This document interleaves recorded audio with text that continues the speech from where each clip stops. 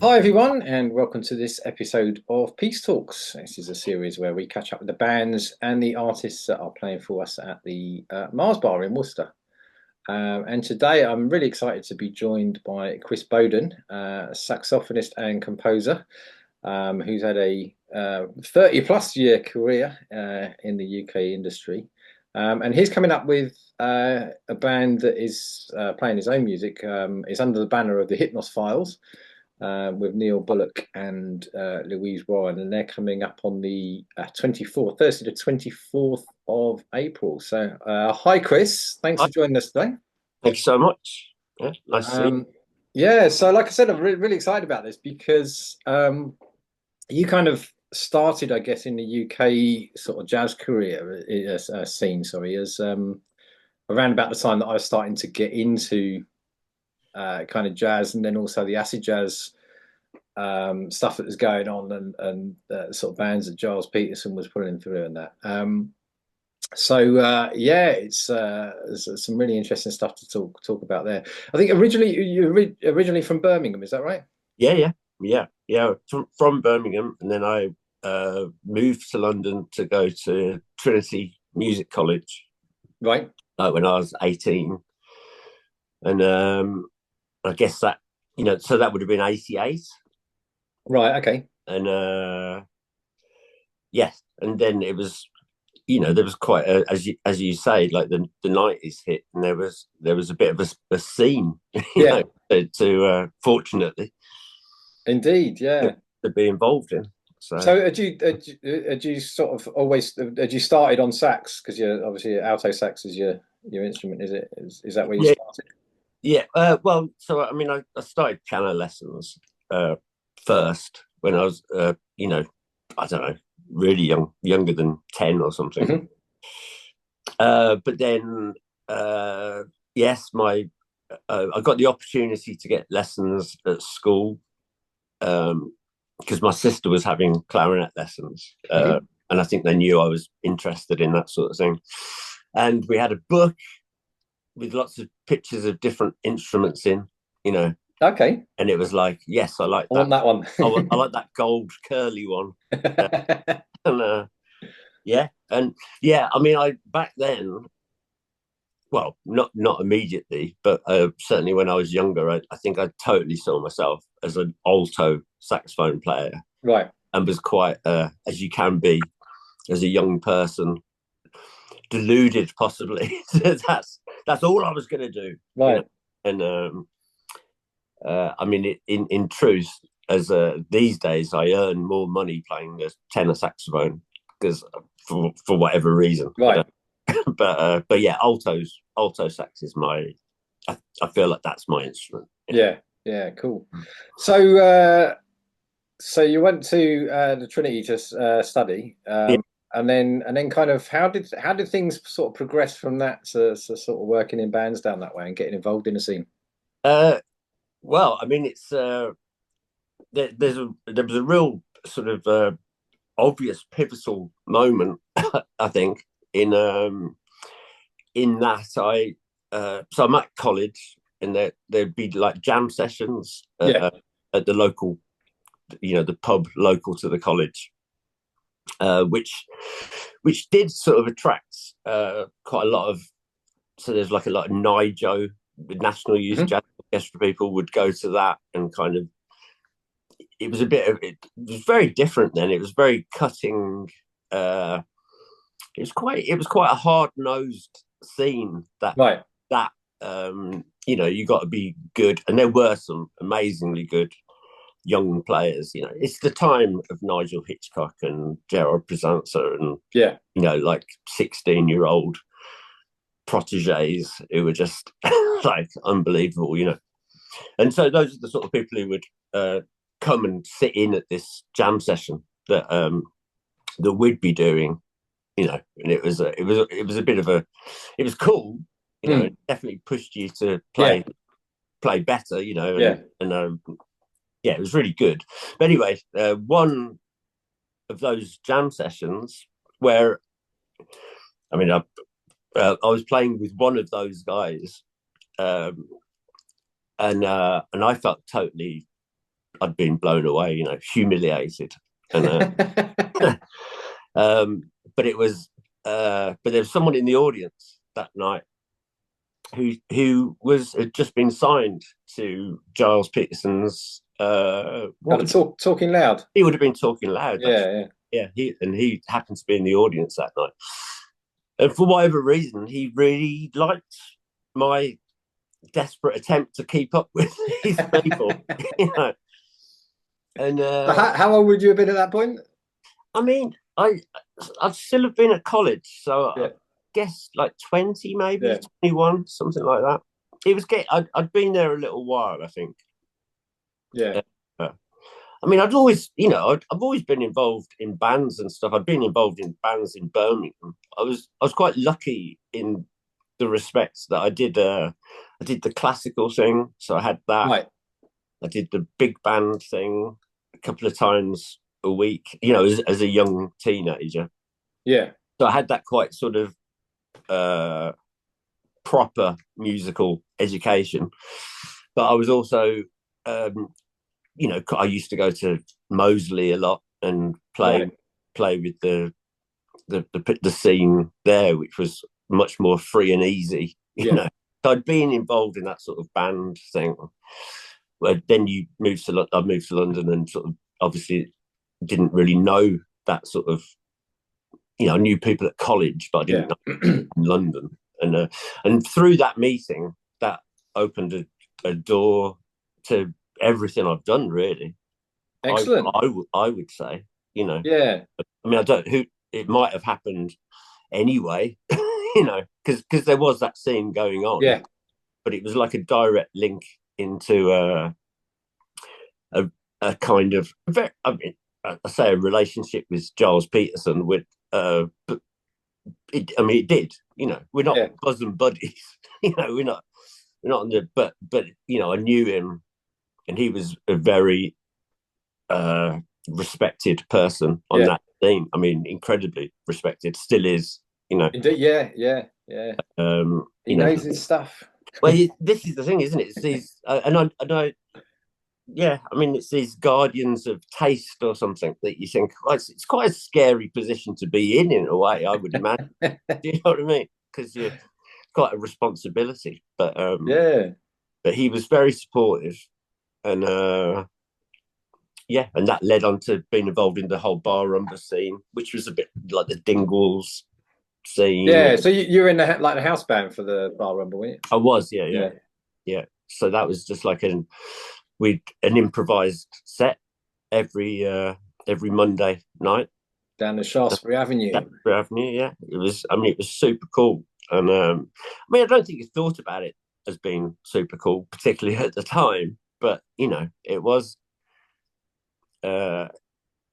It was pretty. It shows how untrendy I am by using the word trendy, but it was pretty trendy. You know, there was quite cool people there, and and I think as a young 20-year-old, I felt intimidated and a bit out of my depth, but also, you know, rode with it, and enjoyed it. You know. That's the important thing. Yeah. Yeah. Well. Yeah. Exactly. Yeah. So you got involved with K Creative. That was through. Was that through Gilles? Was it? Yeah. Yeah. So they did. I mean, they weren't. They only did one album with Talking Loud, but I guess it was a good 3-4 years maybe of touring and recording. And then we got to go to Japan and. Nice. So towards the end of my college, I was probably working more than I was studying. Right. Which, you know, in retrospect, maybe that wasn't the way to do it. But anyway, it is what it is. You know, it's a different type of education, I guess. Absolutely, yeah. But yeah, that was good, and it did. It wasn't just sort of K Creative that it opened the door to, you know. So in that band was Simon Richmond, right, who is also doing this gig coming up with it, and so he got signed. I mean, I don't know it's hard to remember the time frame. Yeah. But A long time ago. James Lavelle's label, Mo Wax. Oh, right, yeah. So that he was involved in that sort of scene, which I guess was a bit. I mean, it was all related. Nobody liked to use the word acid jazz. Everyone hated the word acid jazz, But it was all from that, to just an easy way of describing. That's exactly it, isn't it? Yeah. It's kind of, people know kind of the era you're talking about, even exactly. It's uncomfortable with the term. Yeah, but I guess that was sort of the Mo Wax was maybe a little bit more moving into like electronica and beats. Right, yeah. The start of people making. I'm going to say it's the start. You might correct me, but in my mind, it was the start of me being aware of people making records in their own bedrooms. Right, on computers and yeah. What was it? Would it have been Atari computers? I can't remember. Yeah, but it was Atari was sort of started out, wasn't it? Yeah, I think so. Yeah. The oh crikey, I can't remember the software that everyone used back then. Was it Cubase? Cubase, I think that was, yeah.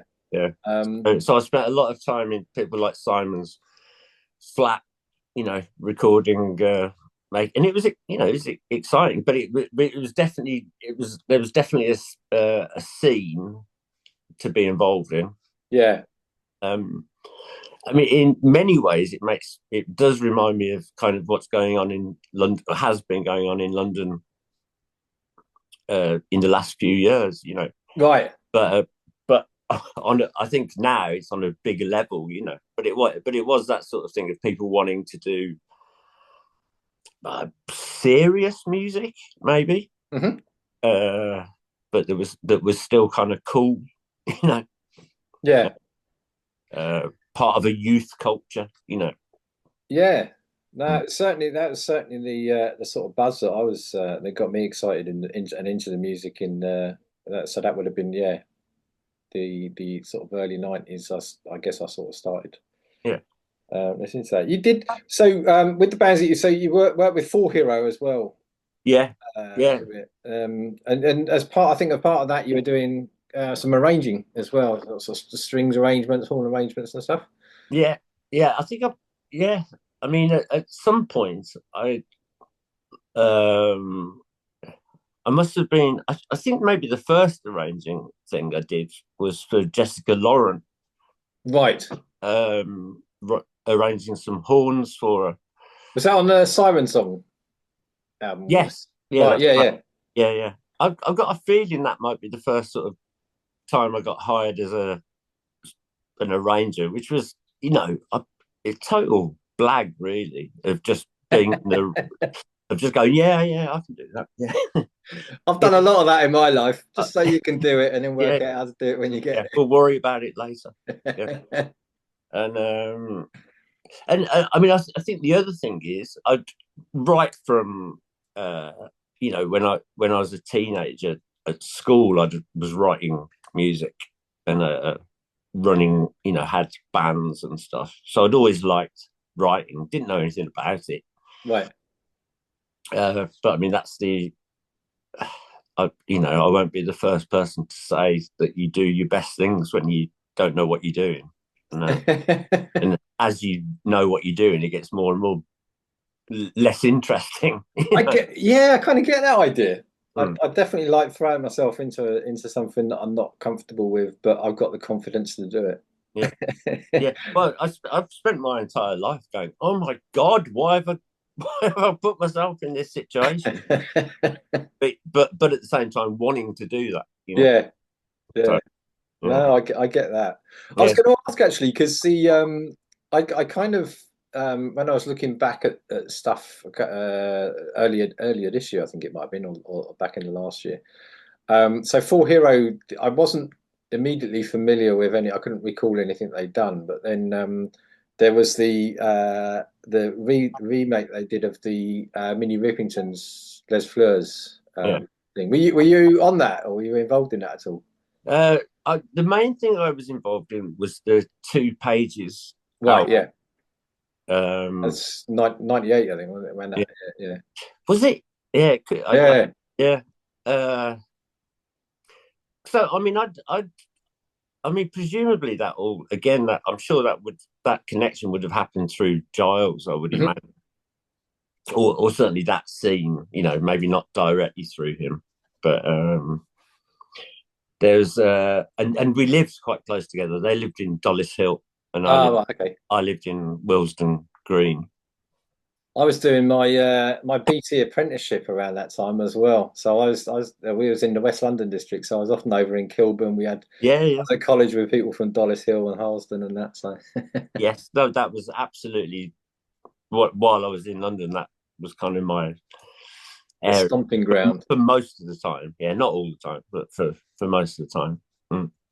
Cool. They were great. You know, we sort of. But I mean, I had no idea about string arranging. I read, you know, as in I'd ever had any lessons. I Mm. often feel like I haven't had any lessons. It's not true. I have had lots of lessons, you know, and but I think I've probably read quite a lot, and you just have a go, and yeah, as you say, do it with a bit of confidence, and Yeah, and I I'd think be all right. lessons are there to sort of guide you. They're not there to give you the answers, really, are they? They're there Well, to sort of guide you and unlock things in you. I think that and it's down to you to.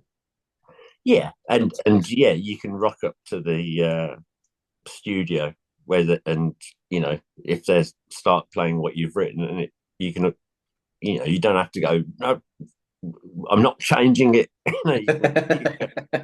Yes, we'll tweak that. That's you know, I think the one thing like I think all the string arrangements I first did were ridiculously high, you know, and just sounded mad because I'd written them on the piano, you know, Right. and the instruments can get up there. Yeah. So it's just a learning thing, you know. Yeah, Cool. but yeah, it was good. For I had a lovely time working with For Hero, and we sort of did Montreux Jazz Festival and things. It's a Brilliant. good time. There was you know did quite a lot of traveling back then. You know, don't these days. The international gigs. Yeah, yeah, yeah. It was cool. When the record companies could afford to get the bands out and about. Well, it was a different time, wasn't it? Yeah, Yeah. yeah. Yeah. So your first album, Time Capsule, that came out. That was on the Soul Jazz, wasn't it? The same as The same as Jessica. Yeah, yeah, just yeah. yeah. That's right. Yeah, that's how I guess that's how. So I'd met. Do you remember the magazine Straight No Chaser? Oh yeah, Paul Bradshaw's thing. Yeah. Yeah, yeah. So they'd arranged uh, a Japanese tour with like a band. They put the band together, if that makes sense. Right. So it was Byron Wallen. Oh yeah. Cool. Yeah. Um, who else was in it? Loads. So Simon Richmond was in Yeah. it. Very lots of names that you'd remember. Gilles Anderson. Right. Um, yeah. Anyway, and I'd met Jessica through that. I think I'm Hmm. pretty sure. And then she'd asked me to do this thing, and I guess I met Stuart from Soul Jazz through that. Cool. I'd written some. So I I lived in a flat very similar to the flat I live in now. Right. Unfortunately, unfortunately, in many ways. No, I mean it's all fine. But so I'd be like in my little attic room with a keyboard and a tape player. Hmm. You press record and play, you know, like literally like that, and playing some stuff on my keyboard, and then stopping and then trying to splice it together into All this. right. And amazingly, you know, I had the nerve to turn up at Stuart's Soho office going, what do you think of this? Good man. Good man. Yeah. And amazingly, he was like, yeah, let's do it, you know. And as you say, I guess that was a small independent record label. Yeah. They'd done pretty well, hadn't they, with like compilations of like black jazz and things like that. They'd put, like 70s Right. stuff out, reissuing stuff, and yeah, they paid amazing, to make a record with strings and throw everything at it, which is, Yeah.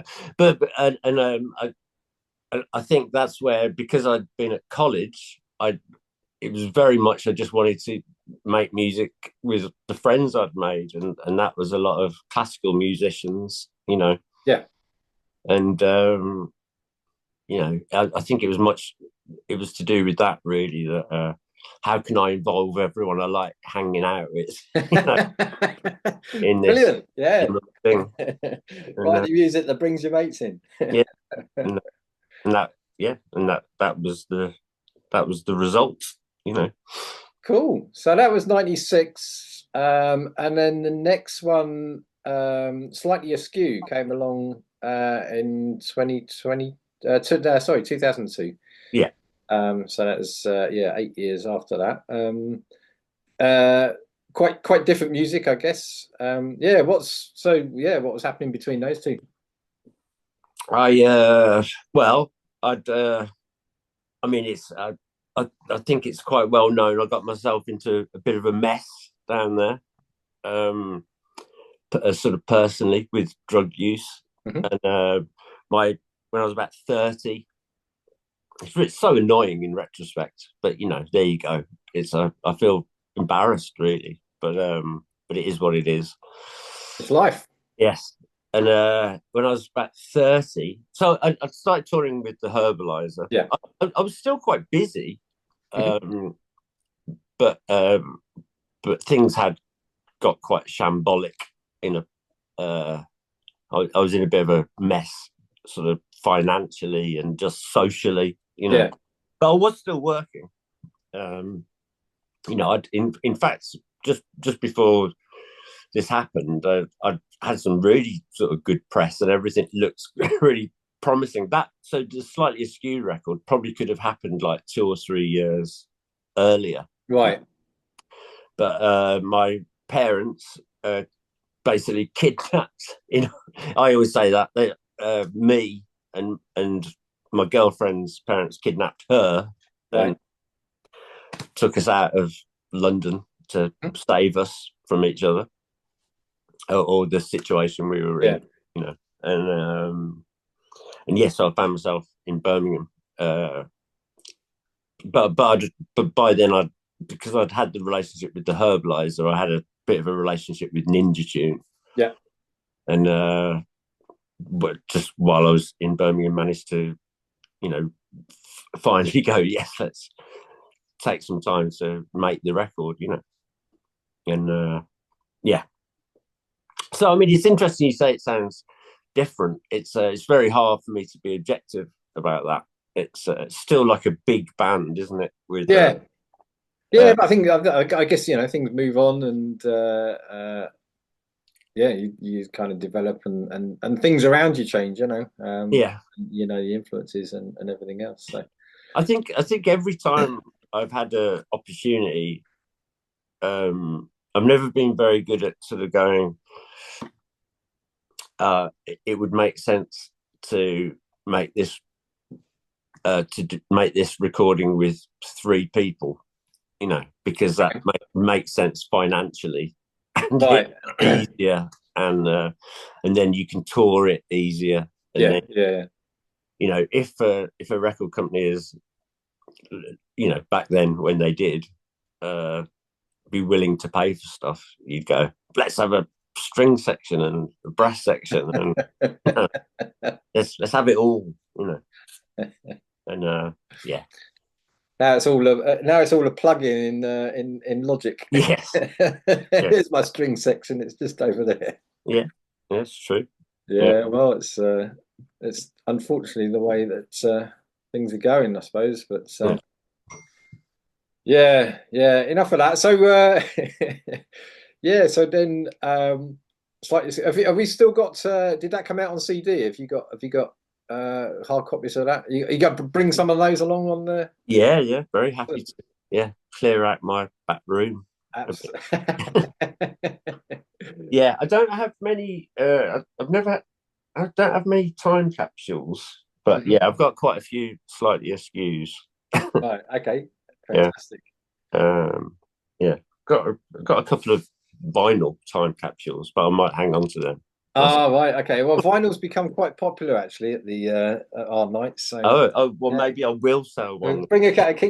Hang on to. Make sure you got some for the archives. You know. Yeah, But yeah, there's a few vinyl buyers at our gigs. no problem. Um.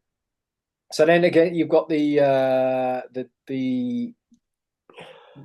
so that was actually 10 years afterwards because that's 22 that the Hypnos files you did with Neil Bullock and Louise Warren. Yeah, I mean that was literally. Well, interestingly, uh, I just, I guess in 2018, um, Time Capsule got reissued, Okay. and I'd done another record, a self-funded CD before Mm. that called "Unlikely Being" that Neil's on, Oh, and right, yeah, I've heard of that one, yeah. Chris Dodd and Jim Watson, who are both in the band that Mm. came to your place, and Brian Corbett. All right, yeah, cool. And managed to get a bit of interest in that, but again, lovely offer. So I got interviewed on Giles's Saturday show, Right. and immediately after that interview, got a call asking, could I do a time capsule gig at Union Chapel All right, yeah, in yeah. London, which was, like, oh God, it's really daunting, but and a lot of work, But Yeah, yes, yeah, yeah. yeah, okay, yeah, and so Stuart from Soul Jazz, Mm. that sort of brought us back together a bit, like he'd and I wrote a load of music with a view to making a record with him again, which I hoped might happen one day, you know. Then COVID happened, so it was kind of it was kind of looking like it was going to happen, Yeah, Well, yeah. it was looking like it was going to happen, but then COVID happened, Got delayed. and yes, so Neil, who, as you know, is a very good friend of mine, we're both stuck in our houses, and people are making music online, Yeah, yeah, yeah. We're like, we could do a bit of this, I mean, there's nothing but else to do, right? no, exactly, yeah.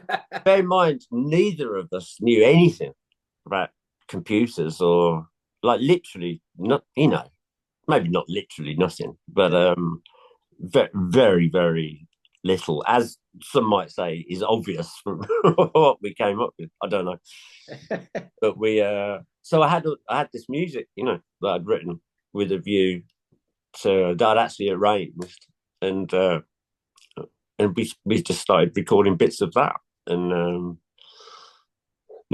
I'd record a bit on the piano at home and send him the file, Mm. and he'd send a file back with him playing on it, and then so on and so on. And I guess at some point Louise heard it in the background, going, Right. oh God, Neil's playing that again, you know. And yeah, and she went, I could put some words to this, and yeah, and that's how that happened. Fantastic. Yeah, So yeah, because really I cool. I came across it quite accidentally. We had so I'd not met Neil before. He came and played for us with Francesco Lacastro's band in 23. That would have been, I think. And Yeah, yeah, so from then I was following him on Facebook, and he posted. I think it was a gig you did at the Hare and Hounds, yeah, um, and that probably would have been 2022. yeah. That's when the recording came out. I saw that and I thought, oh, great, is this band still, can we get a gig? I'd love that, it's spot on for the Music Spoken Here program. So, yeah, shout out Neil. And then Yeah. I think then I caught up with you. You were playing at the Blue Piano soon after that with Brian, and I can't remember who, Brian Corbett. I can't remember who else was on that lineup there. And so yeah, that's kind of how it all sort of came about through Neil. And since then, I've seen you kind of play, because you pop up a lot in the around the West Midlands, getting lots of gigs often. And because I saw you with the Ultimatum, Yes, Cherry Reds. You pop up in a few bands at the Jam House. I think you've done some of the Sunday pub gigs around Birmingham that some of the Conservatoire guys are sort of putting on and that. yeah, I feel very blessed to there's this I think that can be quite often a weird generational thing. The music world has changed in so many ways, but that whole conservatoire scene, I think in every probably major city, it's kind of changed music, where I mean, I think it's a good thing, it's and anyway, it is what it is. So what's the point in? but it's kind of I think there's definitely like an intellectualization. Is that a word? That's the word. Yeah, of jazz, and it's become this. You couldn't study it at college when I was 18. Right. You had to do like a classical. I think you could do a post grad maybe. Mm-hmm. But there wasn't like jazz courses, whereas there's there's jazz courses everywhere, isn't there now? Yeah. And all these incredible young musicians, Yeah, which is brilliant. And so yeah, I'm quite lucky that I know a lot of them, and they're very kind and let me play with them. Let the old guy sit in.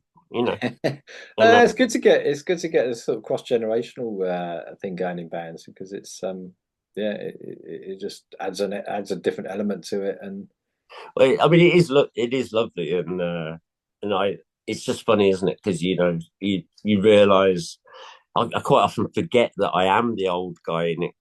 And you think where your heart is, Chris. That's all that matters. Yeah. Well, thanks. Yeah. But you think you're all the same. Yeah. And then realize, oh, hang on a minute. They probably. Well, I think that's a great thing about music as well, isn't it? It's you get you come down to the Marr bar and it's a room full of people of all different ages, and that's lovely. it's not there's a I read something there's a jazz thing on a group on Facebook, and they were saying talking about trying to reach an audience through Instagram rather than Facebook, because Facebook's more the jazz demographic. And I'm going, no, that's the wrong way of looking at it. if you've already got in your mind there's a jazz demographic, then that's all you're ever going to see. Whereas if you kind of open it up and it's not jazz, but just come and have a listen to this music, well, I agree with you, and but I don't know if that's I don't know if there's more success, whatever that means. I mean, what is success as a musician? I think probably if you've got a bit of food in your fridge and you're paying your rent, that is success. Right.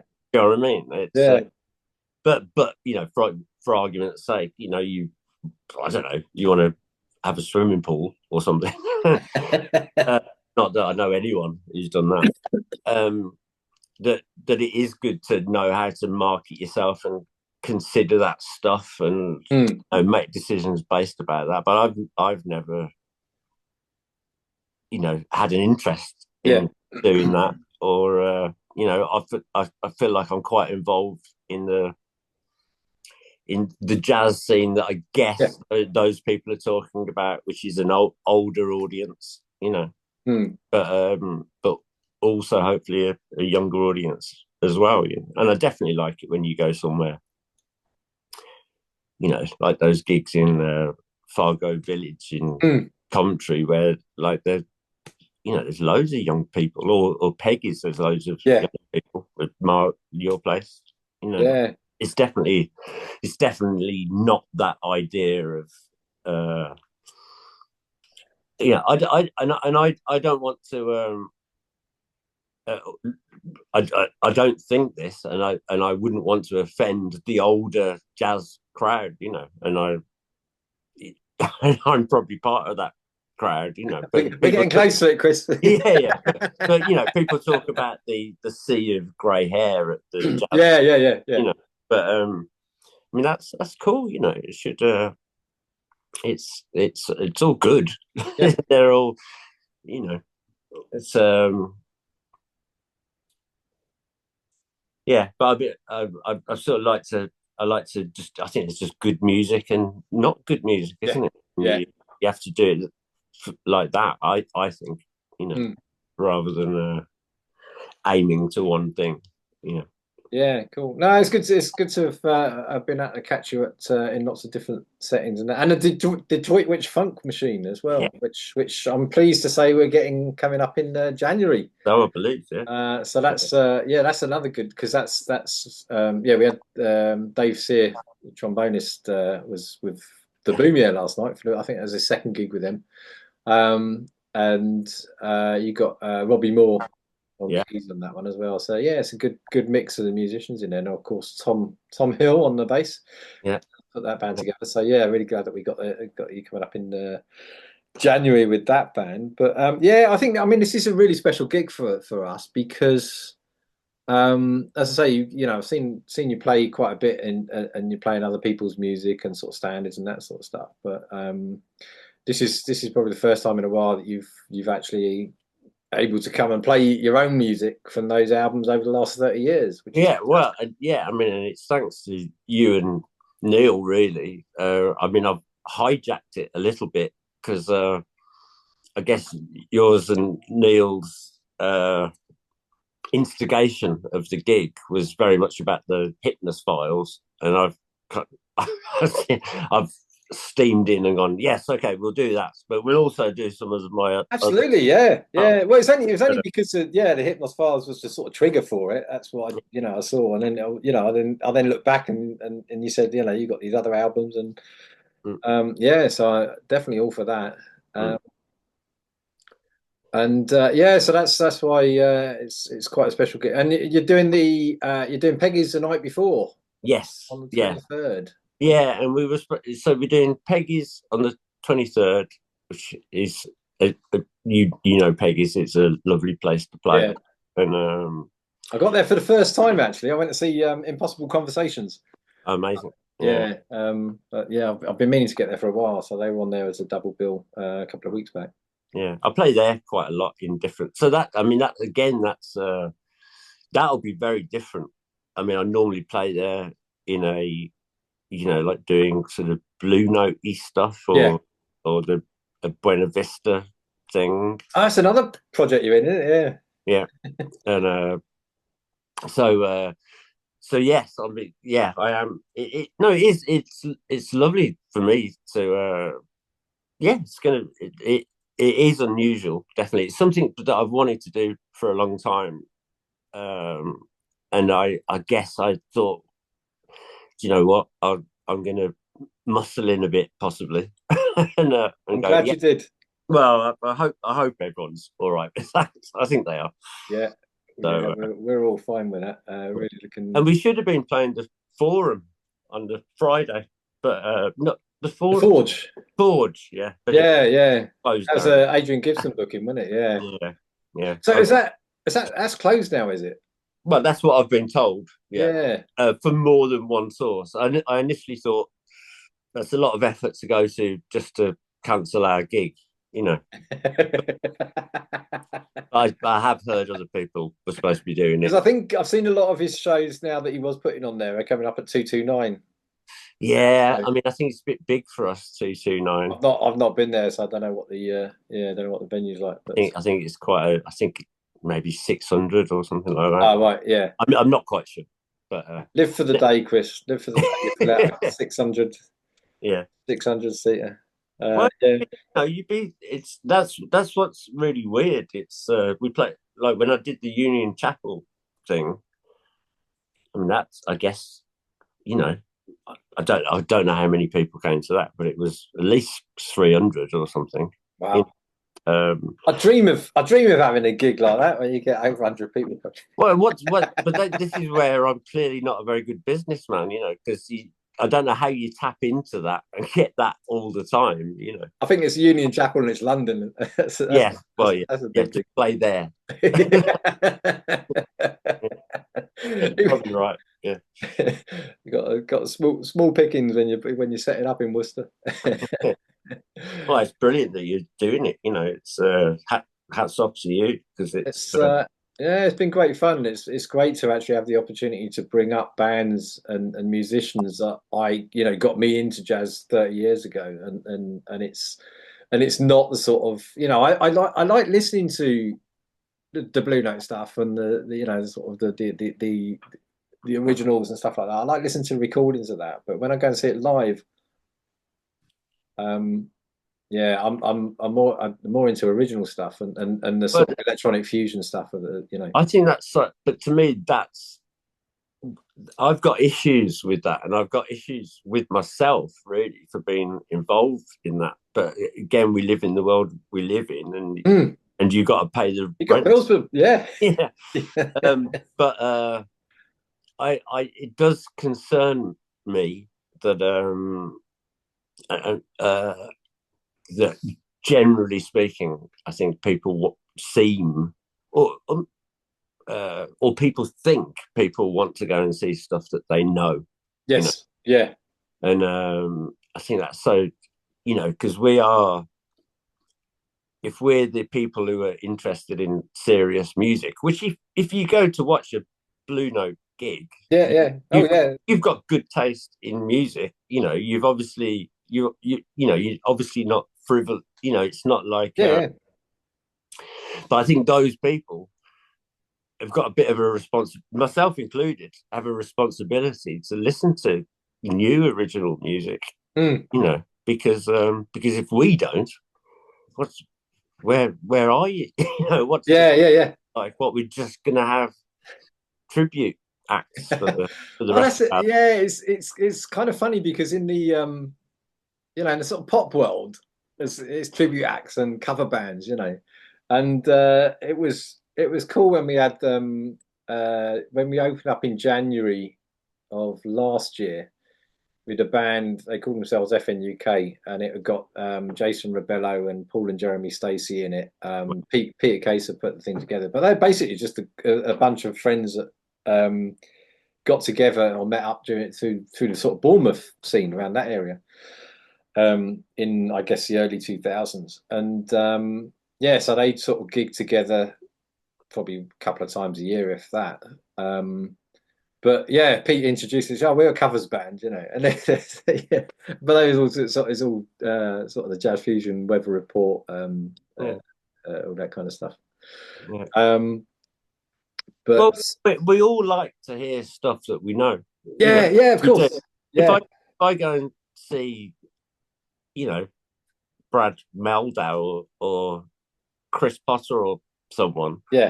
when they do something, it is like, oh, God, Yeah, yeah, yeah, yeah. Yeah, we've all got that going on. Yeah, yeah.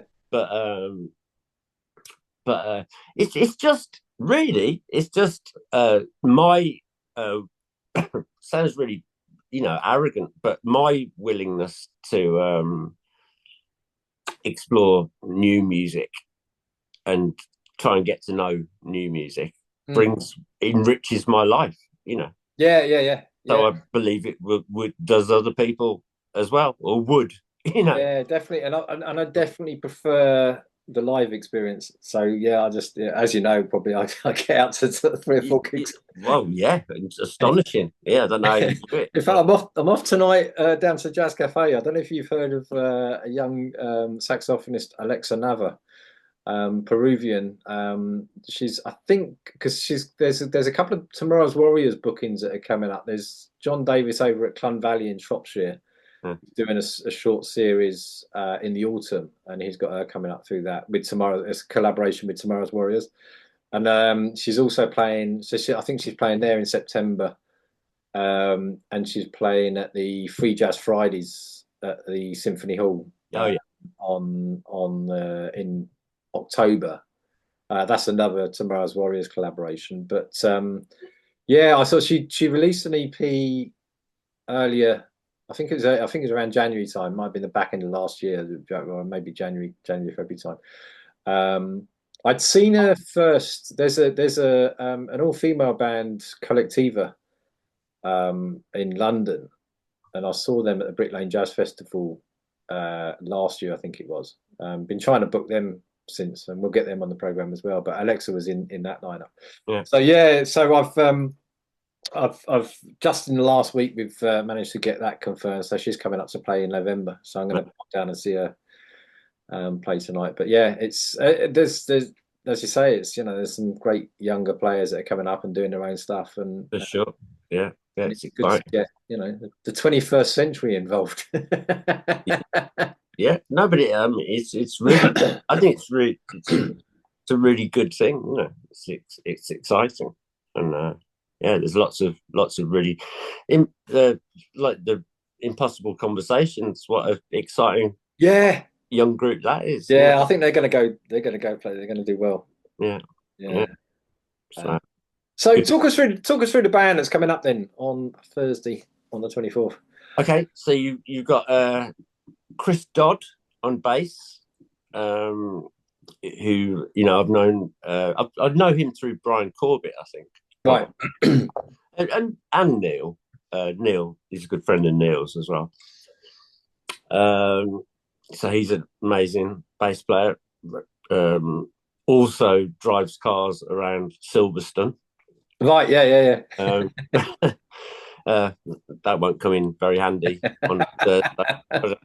Yeah, he's a great guy. One of my, I'm a bit of a fanboy of Jim Watson. Okay. I don't know how familiar you are with Jim. Jim's on loads of. He's an amazing musician. He's right up there, in my opinion. I'll try not to go on too much. It's in your band, and that's on keys, right? Yeah. But he's amazing. Yeah, he's like play with Manu Cachet, and he's so he's on. He's like the piano player, I suppose. Mm-hmm. Not on the piano, but you know what I mean. And then my friend Simon Palmskin. Palmskin. He's making some bleeps and bloops, as he would. He's like producer, sort of DJ. Yeah. And then, of course, the collaborators, I guess, of it all. My good friend Neil Bullock and Louise Warren singing. Fantastic! Yeah, it's good to have a singer. We have occasionally we get some vocals in there, so we've got a couple of gigs coming up. Yours, and then some coming up towards the end. Yeah, July we got a singer coming. I'm also starting a new series. So now the jazz thing's been going 3 years now. So I'm going to give a Sunday afternoon, evening, sort of 5 o'clock, soul, R&B, and gospel. Cool. So there'll be singers every time for those. Nice. So I'm gonna do 2 of that. I'm gonna do May and June, and then so we've got the Urban Soul family coming up from. They're both Birmingham bands. They're coming in May, and then I've got Danny Myers. I don't know if you know Reed Bass. Yeah. So Danny's his wife. She's. I saw her show. She did a show down at the Pizza Express in Holborn. Yeah. Brilliant show. So it's some of her own stuff, and it spans some sort of lovers rock in there as well. So I'm going to try and get that vibe going on a Sunday. Nice. At the Marr's Bar, and see if that takes off. So there'll be more singing. Good for you, man. It's brilliant. Yeah. Got to keep going, keep moving. Yeah. Fantastic. So yeah, really looking forward to hearing the band. I would have loved to have come up to. I would have got up to Peggy's Skylight, but unfortunately, I'm going to be. I'm taking a few days off. Just a few. My wife's actually on a cruise around Indonesia and Australia at the moment. Oh, It's nice. 2.5 weeks, and I couldn't go because we've got gigs in between. But I get 4 nights in Tenerife with my son, so That sounds good. I get back on the Wednesday.